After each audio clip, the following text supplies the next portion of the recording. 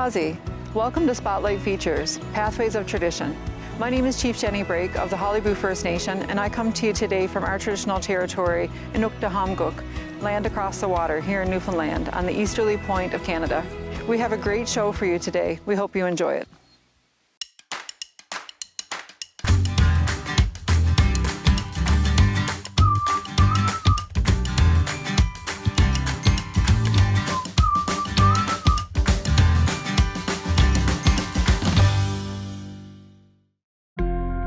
Frank Ballou is an artist, a carver, teacher, and a knowledge keeper. In this feature, he explains how the game of lacrosse changed his life by pulling himself out of addiction and trauma and using the game to educate people across Turtle Island in the history of Canada's national sport.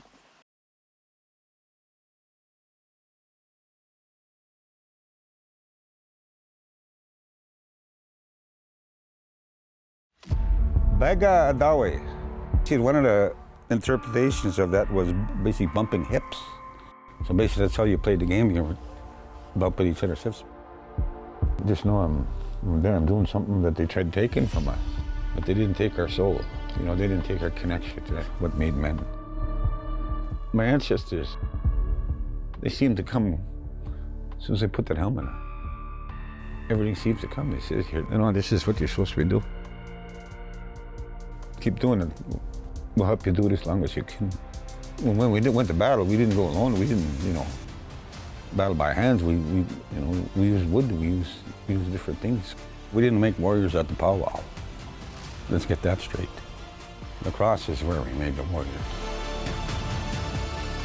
The cross was always preceded by the dance. They danced to prepare to the field for the game that was gonna happen.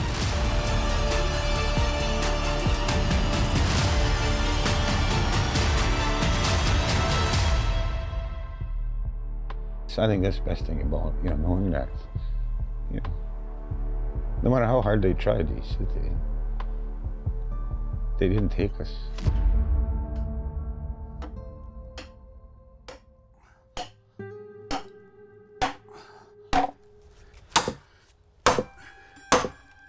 But basically, this is a style we played around the Great Lakes for thousands of years. Around here, we use white ash. I think there's certain spots they actually use oak. So depending on your region and what was available, this is what we use around it. But we also use this stuff for bows and arrows. I apparently say certain ashes, you can actually eat the inner bark too, so it's kind of a good survival food, which is another term for Ojibwe's was bark eaters. There's much more to lacrosse than just being a stick. It's being a warrior, it's being a provider. You should see your grain. Knowing how to read the forest, how to defend the village, how to take care of them younger ones. Just make a few cuts here. It always feels good, you know, knowing somebody wants to know. The best part about it is when a kid, he got hold of his stick over there like that. And he's over there shining on it. And then going like that again, you know, looking at it like that, and then next you know, the best part about it, he did it himself. Like curl. The more wood chips I make, the more I get to know. We're not only dealing with our ancestors, but we're dealing with those trees' ancestors. Their ancestors stood with us back in the day, and now they're still there. And they're standing with us now, bringing that game back for us. Now I'm gonna boil it. You know, you set that thing in, that ripple starts out like that. That's where you walk in life too. You walk around, those things will come in front of you, eh? You know, there's always in your path. You know, quantum physics, whatever you want to call it, too, all that stuff. Your grandparents knew about that a long time ago. You can bend that by finger. This just come on a jig now, and it's all worthwhile to get in when you get to tell your story about, you know, what it did for me. You know, sober up, put the bottle down. Oh, just know I'm there. I'm doing something that they tried taking from us. You know, whether teaching it or playing it, and even thinking about it. Just nothing I say is to save my life. You know, I'm here because of that. It's how we settle disputes. You know, everything was honorable and honorable. It was fair and square, and that's just how it went, eh? So it's a little bit more real, I guess, more. It's not primitive, it's not caveman style, it's civilized. It's pretty much the only place on this planet where I feel, you know, that real connection. You know, I know they're there with me, you know. As soon as I put the helmet on, as soon as I put my pads on, they're right there. All that because of that thing. When I think of bravery, I think of all of the Indigenous women and girls who have taken up their responsibility in the face of so much, in such an uphill battle. You know, when you're being brave in, whether it be in leadership, and whether you're being brave as a mother, you know, raising her children during a pandemic, or if you're bravely, you know, leaving an unhealthy relationship, or if you're being brave by just walking your healing journey and walking into a place of unknown territory, of change, and just being able to be brave in your life, so that way you don't live with regrets. You know, I think for me, for being brave to stand against lateral violence, to be brave by walking your own healing journey, being brave by speaking your truth, and bravely entering into leadership roles, because that's what we need. We need Indigenous women's leadership, because we lead from the heart. We don't lead from our mind. And I think that's what our world needs right now, is more brave Indigenous women. Our next story comes from Cranbrook, BC. Bannock is a traditional Indigenous bread made predominantly with flour, baking soda, water, and a little salt. Bannock is a staple food item in most any Indigenous household, and you'll find it at just about every powwow across Turtle Island. Up next, Dorothy Ratt shares her passion for making bannock with a group of grade 6 students who are eager to get their hands in the mixing bowl. Here.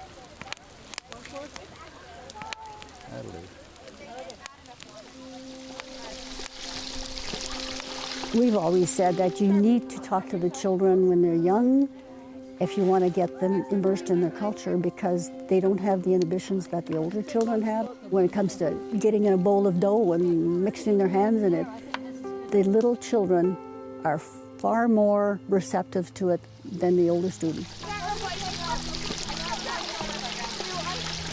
I had a grandmother who was Cree. She left the reserve to marry, lost her culture, lost all her identity, and my mother was born off the reserve, married a farmer. She was the only grandparent I knew, but she was in denial of her culture. We would ask her questions about her life, or where she came from, how she grew up, and she would never answer us. And it just became a thing for me to find out more about where she was from. She would make bread, and she would cut up the bread and deep fry it. But she would never call it bannock. And she made baking powder biscuits, which is like bannock, but she would never call it bannock. There's a lot of ways of cooking bannock. Today we're going to just deep fry some, but I baked some in the oven. You could put it on sticks and put it in the fire. The Indigenous people, when they were on a buffalo hunt, they had to have other food as they're moving around. They could actually make bannock on the trail. It was easy enough, and they could bring flour with them, or they could go into the wild and find roots of cattails and make their own flour. My culture, of course, being Cree, they were forced onto a reservation, and then the government, through treaty, said they would sustain their livelihood on a reserve with food. They reneged on those promises in the treaties. The buffalo was gone. Hunting was becoming more difficult, so they just basically scrounged for whatever they could find. And bannock was one of the things they could make easily. Okay, that's a lot. The history of bannock is negative to some people. Like, there's some Indigenous people that hate the story of bannock. My emotion with bannock is positive, because it's something I can teach the children. I can tell them the story of my grandmother. They love to get their hands in there and knead the dough, and they get quite a blast out of it, actually.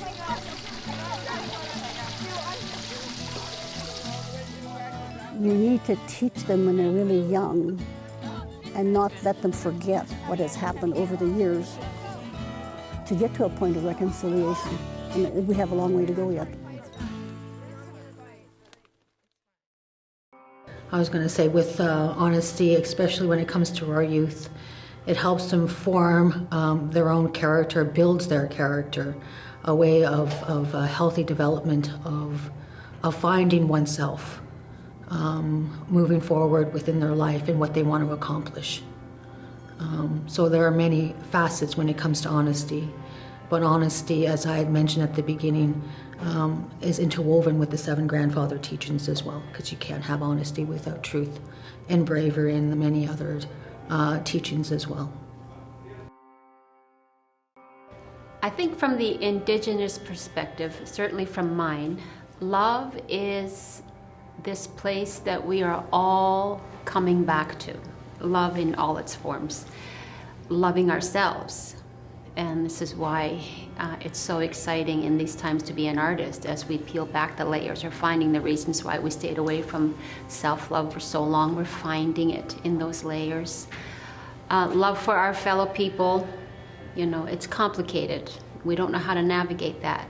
So as we peel back, we find this love. I want to share it with you. That's love.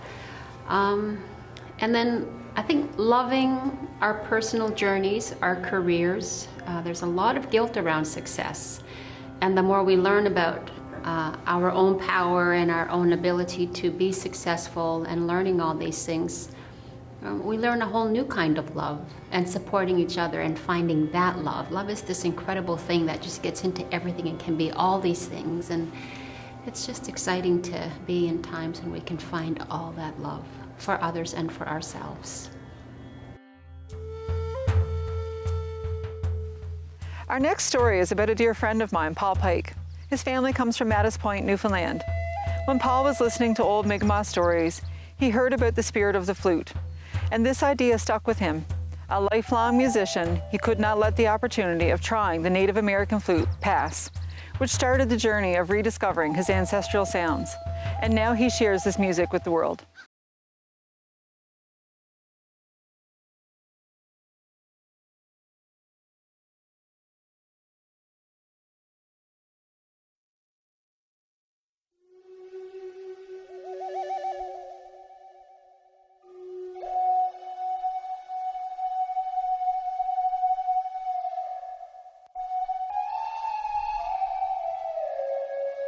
So the sounds come from the land. In our language, we call it bibugwahan.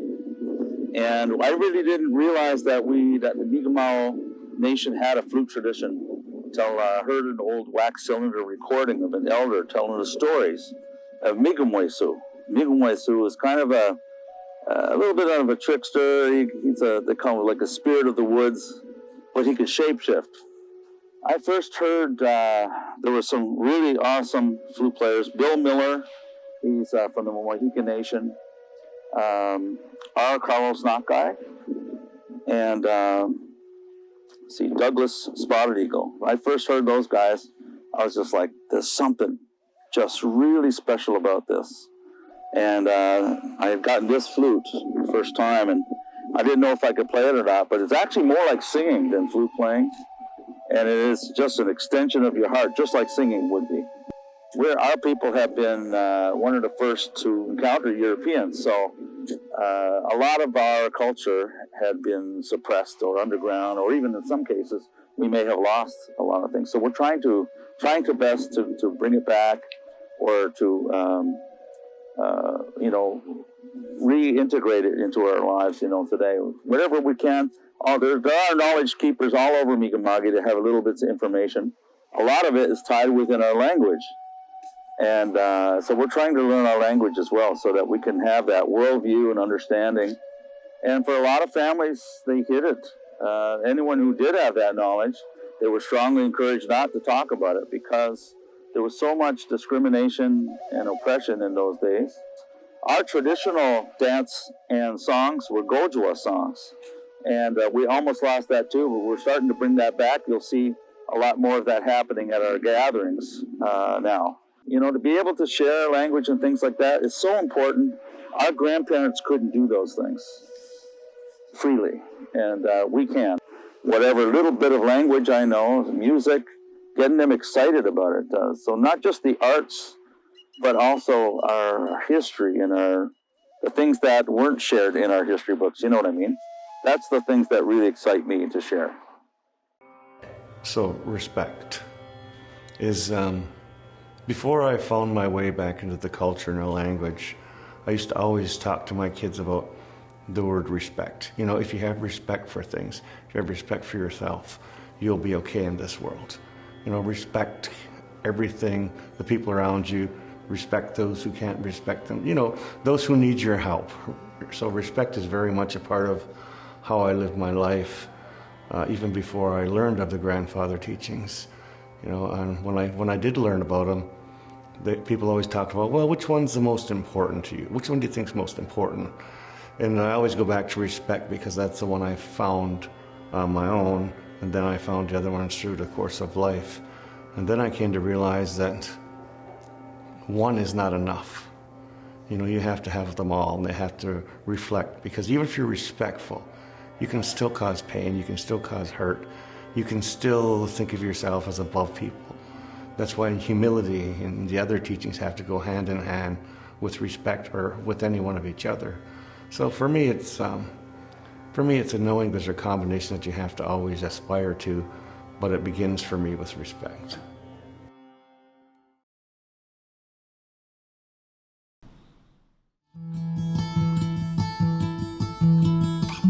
As I was growing up and kind of exploring beadwork a little bit more and reconnecting to my language and my culture, I discovered that I really love beading, almost to the point where I was willing to quit my job and do it full time. And now here we are.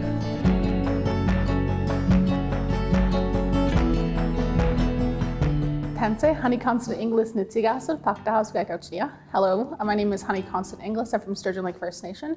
I am recently a graduate from the University of Saskatchewan, got my master's in archaeology, but I also am an artist.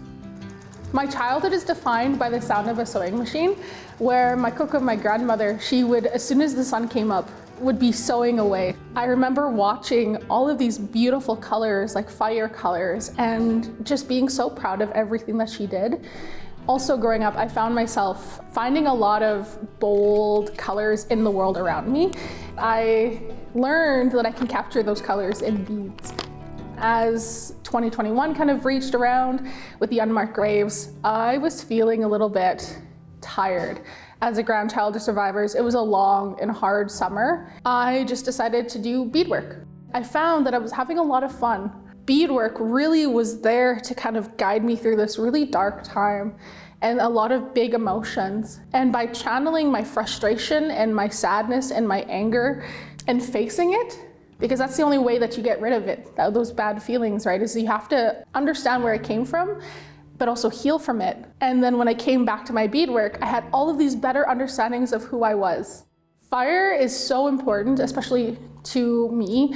I feel like each one of us will connect to something differently in nature. The teaching that I kind of really hold on to, especially in my youth, was the term fire in Cree is iskweteu. It reflects the power women have as life givers and as centers of our community. So in my language, we call women iskwel, which was gifted from fire. So it's this understanding that women are powerful, women are fire. But when we look at even healing from intergenerational trauma, reason why we see fire as destructive is because stories were made to be that way. And the same thing as women. Women used to be the center of our community, to these powerful life givers, to the protectors of ceremony. Now we're looking at a missing and murdered Indigenous women, girls, two-spirit epidemic. And that all comes with how our communities have been treated throughout time. Part of saying Esqueo or fire is a way of taking back our power and a way of healing. So now all of my beadwork is fire colors. Well, and a lot of my beadwork is bright and it's powerful and it's a little dark sometimes, but that's okay because you can't have lightness without darkness. It is an extreme privilege to be an artist who does beadwork for fun and that people are wearing my art and feel like beautiful and powerful in my artwork. I'm able to make my heart happy.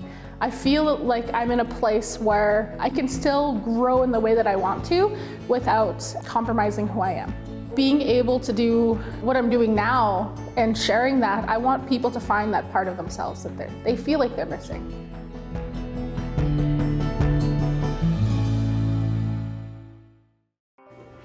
Humility. Humility means, what it means to me is like to be humble and to know our line in the place of creation, to honor and to be humble because all other creation is above us. We were, according to our history and our knowledge where we come from, we were the last ones to be created. That's why the humility, to me, holds respect. Means respect and be thankful for the Creator and always to be humble because of our line of creation.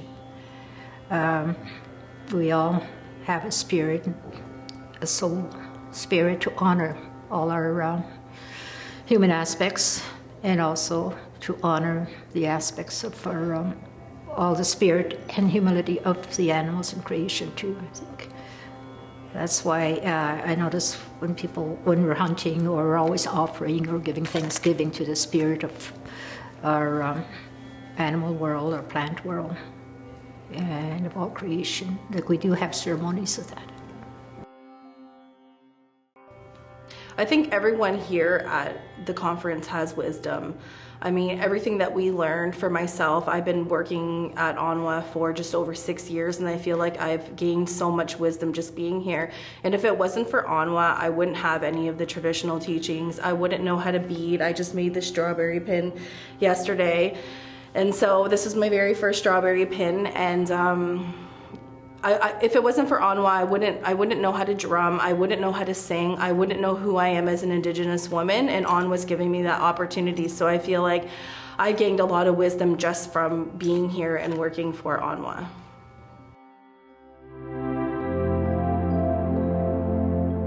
The role of an artist is multifaceted. The artist is a student of history, an entrepreneur, and most importantly, a storyteller. For Sean DeCare, an artist from Campbell River, BC, his work is derived from an intense interest in the culture of his people and the quest for building a greater understanding of their history, of both Indigenous and non-Indigenous people. It is from this foundation and understanding that Sean feels that we will move forward in a good way. I have to agree.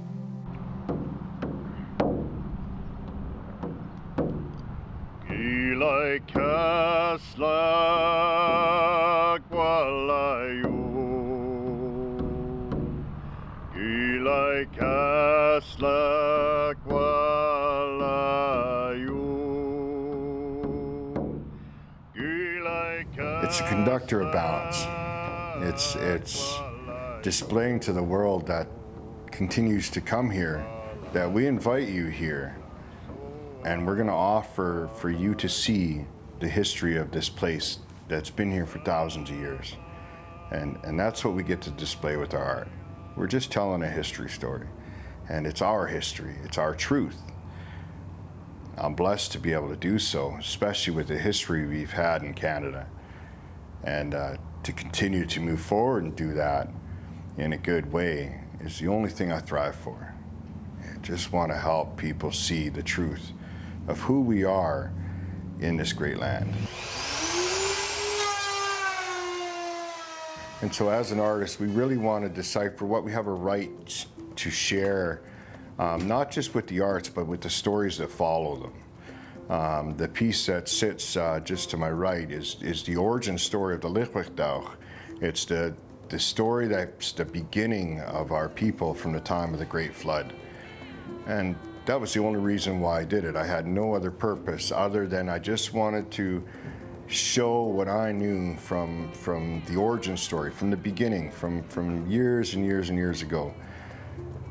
And that's some of the great things that I like to pass to youth is not just the arts, but to show that make sure you have a right to it. Make sure you have the ability to, and so you can share it, because every family came from an origin. Every family came from a place. And the more we know about it, the stronger we get at reclaiming who we were. You know, it's a sad part, but the truth is that a lot of it was stolen from us, and we really need to show our young people that they have an identity and a beginning and an origin, and every origin has a story, and every story has truths. And the more you learn from it, the more valuable you'll be to the Indigenous people from wherever you come from. that teaching of truth is first of all to be true to ourselves and to be true to others. And for me, truth means to live up to my responsibilities, my obligations, my duty, and that is to help others find their own truth, live their own truth, and to be with others in that truth, whatever it means. Because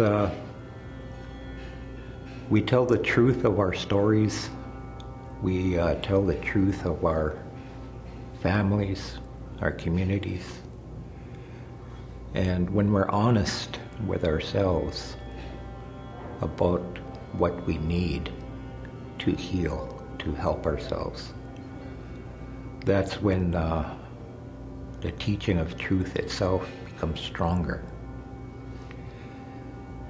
I think of the energies that we carry. Each individual carries an energy, a ring of energy around our bodies, around our beings. And that ring of energy holds everything about us. And if truth is a strong part of that ring of energy, when we touch others, physically, emotionally, mentally, or spiritually, that ring of truth gets bigger. It reaches more people. And out of that truth grows that teaching of love that we speak of, that we know of. Well, Alio, we thank you all for watching and we hope you enjoyed today's show. In Mi'kmaq, we have no word for goodbye, so Numultus. See you later.